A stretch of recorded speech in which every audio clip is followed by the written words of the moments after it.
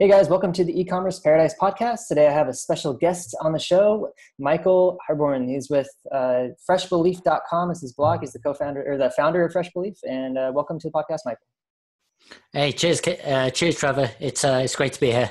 Yeah, excited to have you on because Kindle publishing is very passive business model, and you've been doing Kindle publishing for a long time. Can you talk a little bit about yourself and your history with the Kindle publishing business model? Sure. So I got into Kindle publishing around 2 years ago, and it was after you know when you go through all the kind of different business models. You're looking at this one. I even went into dropshipping a bit. I talk a bit about that on my blog, and even after leaving Kindle publishing and going to dropshipping and coming back, and even trying affiliate marketing, I always came back to Kindle publishing because Kindle publishing is like one of their models where you publish a book. If you publish a book in a way which is high quality and it can sell long term, it's just set and forget. That's the best thing about Kindle publishing is I can publish a book today on, let's say, drop shipping, if that's one of the profitable keywords, and it starts to gain traction on Kindle, paperback and audio and hardcover, and it starts to gain traction. And I don't touch that book for, let's say, a year. It's still going to make me money year after year because Amazon and Audible do everything for me. I don't have to, I could just go off to an island as long as I do the work up front, right? And I don't have to do anything. Like that's the advantage of doing Kindle publishing. That's really reason why I like it. And that's the reason why even after I've gone away from it, I always come back to it. Cool. And so how many books do you have published right now? Okay, so currently I have only 12 books because I've had a few problems in the past from Amazon taking books away from me and copyright. I used to have about 25 books. Oh. But that has gone down. Like and it's one of them problems. You know, if you don't do things properly, this is what happens. Yeah. But I'm building it back up. I'm currently publishing 8 books this month, which will bring my revenue back up. Cool, man. That's awesome. So generally speaking, I mean, usually when people wonder about like a business model, if they want to pursue it online or not, like I know I'm wondering this, it's the first question on my mind is how much money can I make with it? Can you give people an idea of like how much money they can make? Maybe give an example of how much money you've made over time and maybe some other influencers, that do Kindle publishing, how much money they make online? Sure. So like currently I make around $1,000 per month because of all the books that have been taken away from me. I used to make around $2,500 to $3,000 a month from Kindle publishing, and that was with 20 books. And I wasn't really, after I did that, I didn't do much. And then Amazon actually sent me emails to say this, and I ignored them. I didn't know anything, and the books got taken away. But there are people online earning like $10,000 a month. There's guys earning $20,000 a month from Kindle publishing. So if you want to check out some guys, like there's 2 guys who do really well. There's the Mixon twins with Audible. They just did like 12,000 last month from their books, and they didn't touch them. So that's one of the big things that can happen if you set it all up right. It is such a huge way to earn money in 2018. Cool, man. That's amazing. Yeah, I mean, for most people, I think $2,000-$3,000 is all you need to live pretty much a full-time income. I think it really depends on where you live and stuff like that. Now, you live in Bangkok, Thailand, right? Yeah. Been here for over a decade. And you're from the UK though, right? When did you make that move to Bangkok, and why did you do that? Okay, so it was around, it was around 11 years ago, and I originally came from Muay Thai, and I was a professional fighter for around 8 years. And then, so I've been fighting for 8 years. Like I came here originally for 7 months to actually fight. And then, okay, typical Farang story, you get a girlfriend and then you go back to your home country and you come back again. But I came back again and I was only supposed to stay for 2 months. But then I got a fight at Rushdown in the stadium and I started having other fights, and I was like, you know what, I want to stay. I want to find out how I can stay. So then I started fighting. I got some like part-time work on the side. And I just stayed all of this time just to fight Muay Thai and just enjoy my life here. Because once I realized that life here, even though I'll be earning a lot more as a fighter, was so much more enjoyable than going back to England in the cold, the wet, the rain. You know, it was just like, I'm just going to stay here. I'm just going to stay in Thailand. It's like most people, they presume, this is what I have on my blog. They presume that I came to Thailand because to get that kind of lower, the economy kind of change where you go to another country to live cheaper. Like, I was already here for like 9 years before I became an entrepreneur. Interesting. So how much money does it cost you, generally speaking, to live like month to month out here in Thailand? Like my cost of living cost around, it's about 20,000 baht. So that's around like 700 US. Wow. And I live a comfortable life, you know. $700, and I'm sure you're not like going out and splurging and all that stuff, but I mean, it's pretty comfortable still, right? I do. Well, I do go out, you know. It's like even like, okay, so the place that I live in, it costs me around $200 a month, and then my food is around another $200, and then I've got the rest. Then I've got another what's that, 12,000 baht. So we're looking at I got like 200. No, wait a minute. Trying to think of the math. $300 per month. On what I want to spend. I could spend more, but at the same time, I'm reinvesting that back into my business now. So the thing is, like, I could live this lavish lifestyle now. Like I was the whole of 2017, I was spending like, we're talking like 1,000, 1,500 up per month on just anything. I was living in a bigger condo and everything. But now that I'm trying to actually really scale up my business back up to the levels it was at before, I've actually cut down on a lot of stuff. It's like I could live even cheaper. I could live for, if I wanted to, $300 a month if I wanted to. But I just feel that if I did that, I would go insane. You know, you have to have like a balance. But you know, that is the possibility of like living in Thailand, is you're able to cut your costs right down. So then you can use that money to grow or do whatever you want to do with it. You know, like I'm looking within the next 12 months to have my Kindle publishing business up to $10,000 per month. That's where I want it to be. And I'm taking progressive steps now to actually do that, because I know how to do it. It's just taking the steps now, consistent steps to actually get there. 100%. And that kind of leads me into my next question, but how much time does it usually take to set up something like this? If you're just starting from scratch, or maybe you already have a different business going on out there and you want to move into Kindle, how much, generally speaking, time does it take to like publish a book and launch it and actually see some return on investment? Okay, sure. So it comes down to how much of the business do you want to outsource? Now, the most important part is like niche and keyword research, which is going to take you a newbie pub. It's going to 2 weeks, because a lot of the Kindle course, they have, let's say, an outline and a guideline on how to do it. It doesn't go in depth. So it's going to take you a bit longer. You can have the Facebook groups that you're in. It'll take 1 to 2 weeks to do that. Then to write the book is based on the writing company. So that's another 1 to 2 weeks. Okay. And the things like, while the book's getting written, you can get everything else done. So that's like the front cover, the back cover. And when you get the book back, so that's another book back. So that's another 5 weeks. So I'd say 5 weeks from if you can do keyword. Okay. So it's really down to you on how long it takes you to actually find your niche and your keywords. But if you're minusing that part out, it takes 2 weeks to have the book written. And then it takes, I'd say, another week or so, another couple of days, because you have to have the book proofread and edited and formatted and everything. So it's going to take you about 3 weeks to get the book written and ready for publishing. And then you can make your money back. Like I've made money back on some of my books within 1 to 2 weeks. But the thing is, the problem that you have is Amazon only pays you 60 days. So let's say you publish a book in July.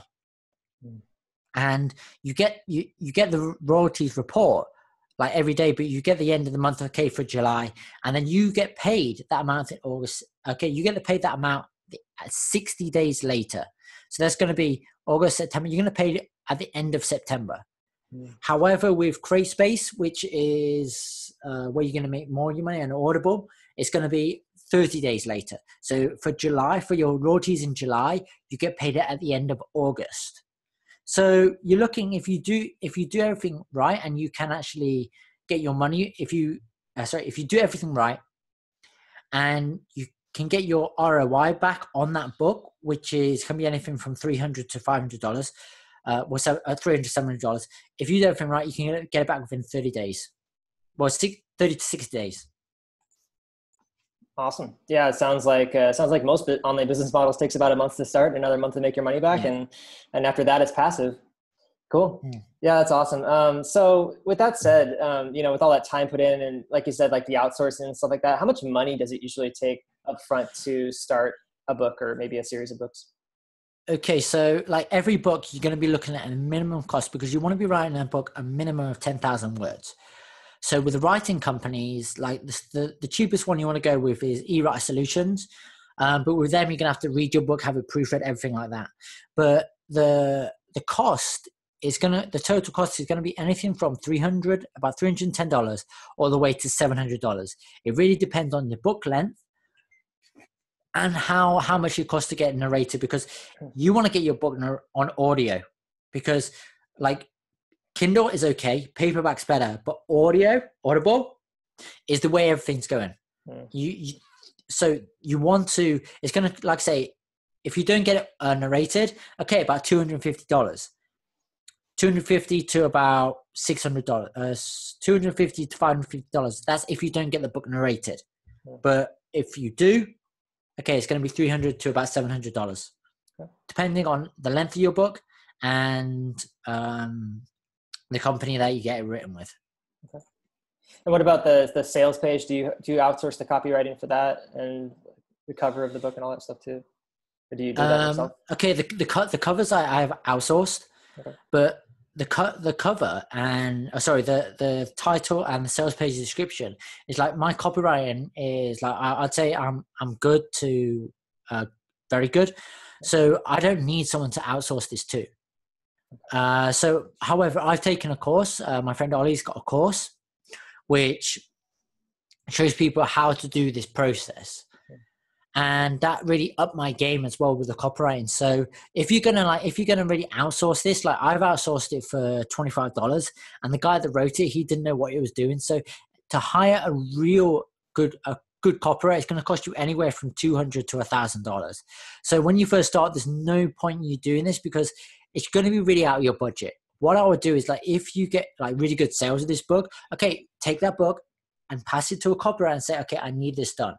But if you do the right research up front for your book, you don't need, you can be like an okay writer, but if you know your customer and the keyword, you don't need to really outsource it to a great copywriter, because by researching your customer, you're actually going to know what their wants and needs are, and you can put that in the description.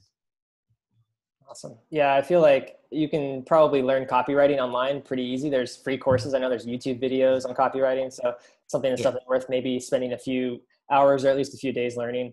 And I know I've done that in the past. And I've gotten pretty good at it. I know you're better at copywriting than I am. I guess it just takes practice, right? I mean, writing sales letters, right? It's just practice. 100%. All right, cool. So we've kind of gone over a lot already, like how much money you can make, how much time it takes, what the upfront investment is. Can you just go kind of a brief overview, a step-by-step of how it works from start to finish?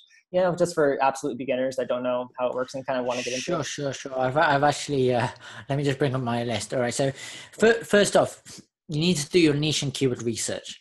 So a niche is going to be a category on Amazon. So you go into Amazon, you look at the categories and you pick one.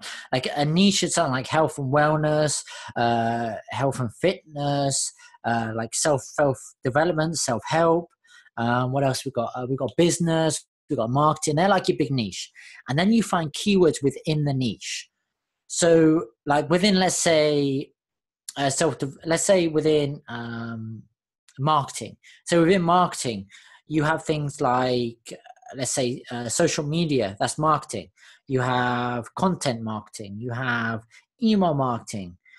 What else? What other kind of marketing is there? I'm thinking off the top of my head. Other kind of marketing. Okay, within marketing, you can do copywriting as well. That'll be another keyword, because what you want to be looking for when you look at like a niche is you want to see what books would somebody want. So if somebody is wanting to be, okay, I'm gonna use myself as an example. if I was writing books for myself as a blogger, I would write books around blogging, how to make money with blogging, how affiliate marketing works, email marketing, how to write better blog posts, how to write better emails, how to quickly come up with titles. So do you see how it's, if you take one person and you look at what their wants and needs and what they really want, then you can actually create a persona or create books around that person. But at the same time, is you need to check whether those keywords are profitable. So the basic for the profitability is the top four of the top 6 books are under 100,000. This is in the Amazon store. So once you found your keywords, which are all under this ratio, what you do then is you start to create books around them. Then you have to do like the research for each individual book. You have to go in and you have to check what those people want for that specific book. Like for, let's say, email marketing, what people struggles when they do email marketing? Is it the lead generation? Is it the writing of the emails? Is it the title of the emails? You have to actually look what their problems are, and you can find it easily on Amazon and in forums and different places on the internet. It's very easy to find this information. All you're doing is you're taking what they're saying and putting that into your book, and you can even put that into the description. So after you've basically done your research, is then creating a title which creates curiosity. Then you're creating the description which is going to sell that person. Then after you've done that, then you create an outline for the writer. The more detailed your outline is, the better book you're going to get. Now think about it. If you send someone a book that says, okay, I want a book written on email marketing, you're not going to get a book which is what you want. But if you say, I want this, and this, you're going to get a book which is exactly what you want. And that's important, because what a lot of publishers do is they just send the keyword to the writing company and a subtitle, and they expect the world, and they're going to get crap. That's as basic you can get it. So yeah, then after you've created your book, you've done the research, it becomes a bit easier.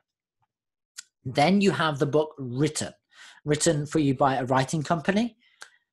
Or you can go onto Upwork and get it outsourced, but in my experience, it's very difficult to find a writer. I prefer just to go to a writing company or give the book.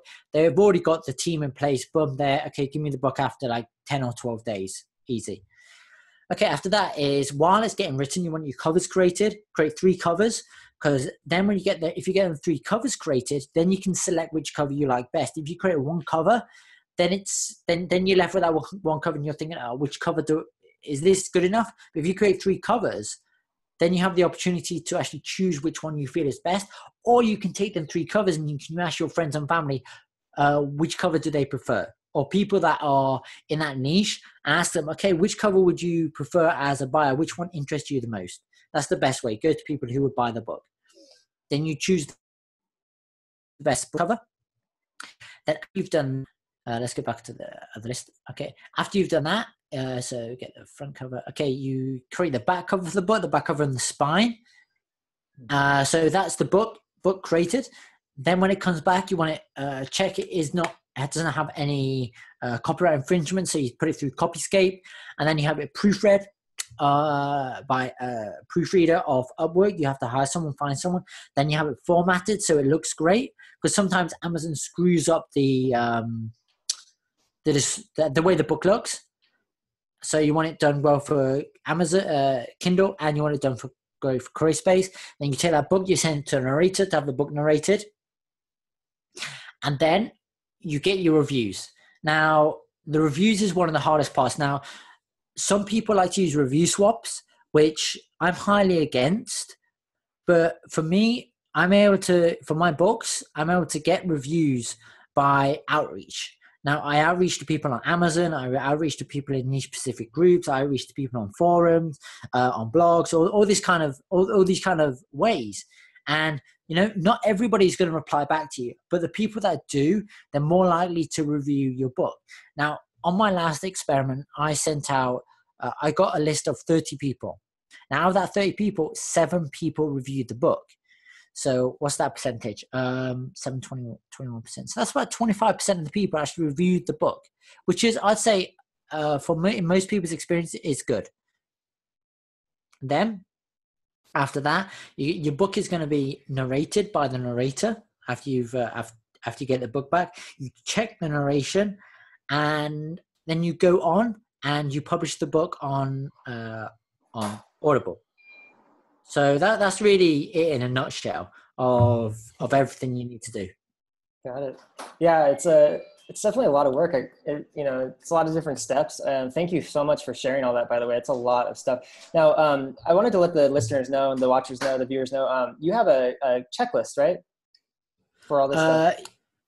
Yeah, I have a checklist. It's currently part of my course, Okay. so I'm not giving that checklist away for free. Okay. They can purchase the checklist, okay. But it's not something I currently give that away for free. I have other things I give away for free, such as what makes a keyword like the other steps you need that makes a keyword profitable. I've had that in a checklist. I also have my free course, which will take you through all the steps that I taught you. So I have a few things that are free, but not everything that I have is free, because it did take me time and it's taken me years of knowledge to actually go through. Yeah, of course. I'm sure the viewers can respect that. Let's talk a little bit about your course. It's called Rapid Kindle Keywords. What do you cover in the course, and what are you providing as far as an end result for your users? Okay, so I just want to go back to the reason why I created the course, if that's cool. Cool with me. Okay, so like I said before, every Kindle publishing course that I've taken, it hasn't really gone into depth on keyword research. And keyword research is something that a lot of publishers, they complain about. They gripe about, because they can't seem to get this into their head. So for me, that was like kind of an inspiration. You know what? These other publishers are not doing it. Like, even like some of the courses that I've been around for years, they still haven't done this part. So I thought, you know what? I'm going to create something which is going to go really in depth on just the niche and keyword research part of Amazon. Because if somebody can find the niche and the keywords, they can publish books all day long. And this process, I've broken it down into a systematic format. So it takes you from finding your niche, then finding your keywords, then actually creating your persona, and then finding less competitive keywords. Because some keywords that you might think are profitable, let's say a word like habits or meditation, something like that, those keywords, they're going to be profitable, but at the same time, you're going to go into that keyword and your book is going to get swamped because the competition is too much. So what I do is I systematically show you how to find less competitive keywords very, very easily. Now, I've already had 2 successful students already who've been able to find their niche and their keywords just by using my system. So that makes me quite proud. And I've had other students come to me say, you know what, you make keyword research look like child's play. That was the best comment I've had so far. But yeah, it's just going to make your niche and keyword research so easy. And as this is the first stage in your Kindle publishing business, this is something that you should really take serious. Yeah, it sounds like it's really, really valuable, and definitely something you need to learn as a beginner. So that's awesome that you made that. Now, let's talk about your free mini course. So, you just kind of gave the viewers like a free mini course right now, but of course it's all kind of, face-to-face stuff. People want to dive in to see like what it looks like actually doing some of this stuff. So where can they find that free mini course, and, what's involved? Okay, so they can go to freekindlecourse.com. You can put that in the link in the description, and that's gonna basically take you to like an opt-in page where you just have to sign up and you get the email, and the email is going to send you to the course. Now, the course is going to basically it goes over all the basics. So it's going to show you the niche and keyword research, how to do that. It's going to give you the basics over that. Then it's going to show you how to create a persona. Then it's going to show you how to research, get your title, create your description. It's going to go over the basics of that. Then it's going to show you how to get your book created. And then it's going to show you how to publish your book. And then I go over a review. So this is just like a basic overview of Kindle publishing. But if you take this course and you apply it, you can actually publish your first book on Amazon. It doesn't go into CreateSpace. It doesn't go into Audible. It just goes into Kindle publishing. But this course, if you actually don't overthink, because I know what a lot of people do, they overthink it, they need more information. No. If you take what I teach in this course, you can publish your first book on Amazon. It's as simple as that. So that's really it in a nutshell. Cool. And the last thing I wanted to talk to you about was your blog, Fresh Belief. So you've been doing Fresh Belief for some time now. Can you talk a little bit about your journey there with blogging and affiliate marketing? Sure. So I started my blog back in 2015, and it was a way just to talk about my journey through Kindle publishing. Now, I kind of took that journey up to about February 2016 because my aim was to earn $10,000 at that point, but I didn't really achieve. I got to about two and a half, 3,000. So after that, it's just been about just talking about Kindle publishing, things I'm doing at the time, and just letting people know, the good, the bad, the ugly about what I'm going through, because I know a lot of people online, they always talk about the good things, and you never hear about what can go wrong, the bad things that happen. And I'm there just telling you as it is. I have had the good, I have had the bad, and you can see like I've had one of my biggest posts for Kindle publishing was, well, after the comparison post that I did between two courses, was my copyright post. I talk about the copyright infringement I got, and the amount of feedback that I've got from that course has been amazing. Like, people have really thanked me for it, because like nobody really talks about this kind of stuff. Like, they go over briefly, but they don't do it from their own experience. They don't talk about things that happen to them because they're scared of perception of other people on the outside. And it can be scary. It can be scary to actually talk about your failures, because everybody online now, they think they have a perception of how they're supposed to look. And one of the dangers with that is you stop yourself from writing about specific things because you're scared of how people will perceive you and think about you, and how it's going to affect certain sales, certain affiliate sales, and your business and everything. But at the end of the day, I just want to write about this because this for me is like, I can look back at this certain steps and I'm like, okay, I was there. This is the crap that happened. Like, I'm about to come out of a post recently in the next week or two that's going to talk about all the crap that happened in 2017 and what I did and what you shouldn't do. So that's the kind of post I want to put out there, because I want people to be able to learn from this stuff. Because if they can, they don't make the same mistakes I did, and they actually do things in the right way. They move forward progressively instead of, just doing things which they shouldn't be doing. That's awesome. So yeah, you guys, if you want to learn more about Michael's journey and read about his, downsides as well as his upsides and all the good things that happen in his life and all the messed up things, go to freshbelief.com. That's his blog. And Michael, it's freekindlecourse.com again. Is that the mini course? Yeah, free Kindle course for the free Kindle course. Yeah. Okay, so go check that out, guys, and get his Rapid Kindle Keywords course. I'm in there too, and it's really, really good. I can't recommend it highly enough. I'm actually going to be getting into Kindle publishing myself. That's part of the reason why I wanted to do this interview, is to learn more. So I hope all the viewers out there, you guys really enjoyed this podcast. Thanks again for being on, Michael. No worries. Thank you for having me. We'll see you next time. Take care. All right, cool. Yes.